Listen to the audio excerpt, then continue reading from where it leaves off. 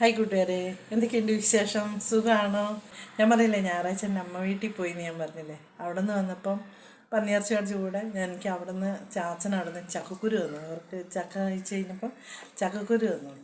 അപ്പം ഞാൻ എൻ്റെ കൂട്ടുകാർക്ക് ചക്കക്കുരുവും വാങ്ങി. ഈ വർഷം നമ്മളെങ്ങനെ കറി വെക്കുന്നതെന്ന് നമുക്ക് ഈ വർഷം കിട്ടിയതല്ലേ. അപ്പോൾ ഈ വർഷത്തെ ആദ്യത്തെ ചക്കക്കുരുവും വാങ്ങി കറി വെക്കുന്നത് എൻ്റെ കൂട്ടുകാർക്ക് ഞാൻ കാണിച്ചു തരാമെന്ന് ഓർത്തുകൊണ്ട് വന്നതാണ്. അപ്പോൾ എൻ്റെ കൂടെ പോരുമല്ലേ, നമുക്ക് ഒന്നിച്ച് അങ്ങ് കറി വെച്ചാലോ? തുടങ്ങാം, ബാ. അങ്ങനെ ചക്കക്കുരു കഴുകി വൃത്തിയാക്കി എടുത്തത്. അതിന് വേണ്ട മാങ്ങ, നല്ല അടിപൊളി പുളിയമാങ്ങ ഞാൻ പേരാവൂരിൽ നിന്ന് മേടിച്ചതാണ്. പോയിപ്പം നല്ല പുളിയുണ്ട്. കൃത്യസമയത്ത് ചക്കക്കുരുവും കിട്ടി, മാങ്ങയും കിട്ടി. പിന്നെ കരിവേപ്പില, തേങ്ങ, പച്ചമുളക്, കാന്താരി ഇല്ലാത്തതുകൊണ്ട് ഇത്, പിന്നെ വെളുത്തുള്ളി, കാന്താരി, ഉണക്ക കാന്താരി, പിന്നെ ജീരകം. അതിലേക്ക് മാങ്ങ ഇടാം. മാങ്ങയും ഉപ്പും മഞ്ഞൾപ്പൊടിയൊക്കെ ഇട്ടിട്ട് നമുക്ക് അടുപ്പത്ത് വെക്കാം കേട്ടോ. വെന്ത് കഴിയുമ്പോൾ തന്നെ അരച്ചെടുക്കാം. ഇതെല്ലാം കൂടെ കൂട്ടിയിട്ട് നമുക്ക് അരച്ചെടുക്കാം.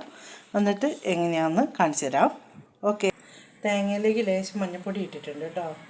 കുറച്ച് ചക്കക്കുരു വേവിക്കാൻ വെച്ചതിൻ്റെ അകത്ത് ഉപ്പും മഞ്ഞൾപ്പൊടി ഇട്ടിട്ടുണ്ട്. നമുക്ക് അരയ്ക്കാം.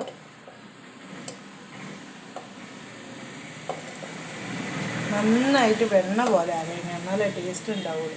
അതെന്താണെന്നോ, കാന്താരി മുളകിൻ്റെ പൊടി എടുത്ത്, ഉണക്ക കാന്താരി കേട്ടോ. ഇതിന് എരിവ് കുറവാണ്. അത് കാരണം എരിവുണ്ടെങ്കിലല്ലേ കറിക്കൊക്കെ ഒരു ഇത് വരുള്ളൂ, ടേസ്റ്റ് വരുള്ളൂ. അപ്പം ഞാൻ ഉണങ്ങി വെച്ചതാണ്. അപ്പോൾ അത് പൊടിച്ച് വെച്ച് അത് എടുത്തതാണ് കേട്ടോ. ഇതെല്ലാം അരച്ചു കൊണ്ടുവന്ന് നന്നായിട്ട് ഇനി ചക്കക്കുരു ഒന്ന് വെന്തോട്ടെ. നമ്മുടെ ചക്കക്കുരുവൊക്കെ നന്നായിട്ട് വെന്തോട്ടോ. നല്ല നൂറുള്ള ചക്കക്കുരുവായിരുന്നു. നമുക്ക് നോക്കാം, ഇനി അരപ്പൊക്കെ ചേർക്കാം. നോക്കട്ടെ പുളി എങ്ങനെയുണ്ടെന്ന്. നല്ല പുളിയുണ്ട് കേട്ടോ. ഇനി നമുക്ക് അരപ്പ് ചേർക്കാം.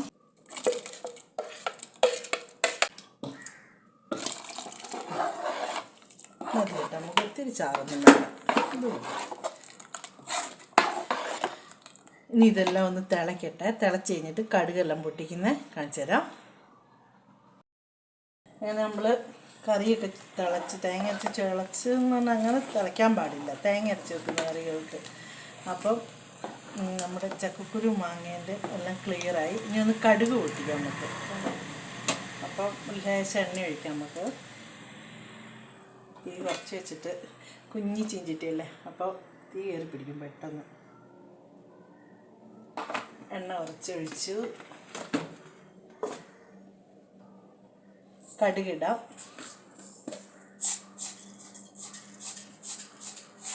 കടുകിട്ടു. അതിലേക്ക് 2 തരി ജീരകവും കൂടി ഇടണേ. 2 തരി ജീരകം,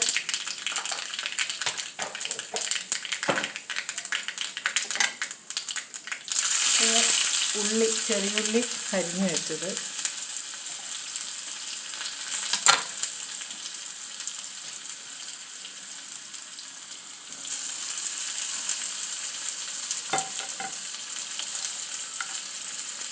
ഒന്ന് മൂത്തോട്ടെ.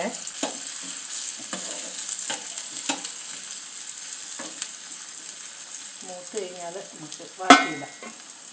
അങ്ങനെ ഉള്ളി മൂത്തു. ഇനി പത്തലമുളക് ഇടാം.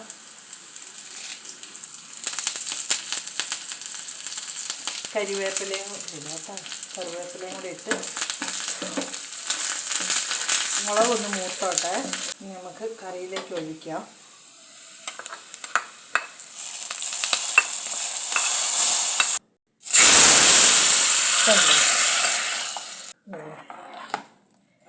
അങ്ങനെ നമ്മുടെ ചക്കക്കുരു മാങ്ങ റെഡി. ഞാൻ കാണിച്ചു തരാം കേട്ടോ. അപ്പം ഇതാ എൻ്റെ ചക്കക്കുരു മാങ്ങയും കറി. നല്ല അടിപൊളി കറിയാണ് കേട്ടോ.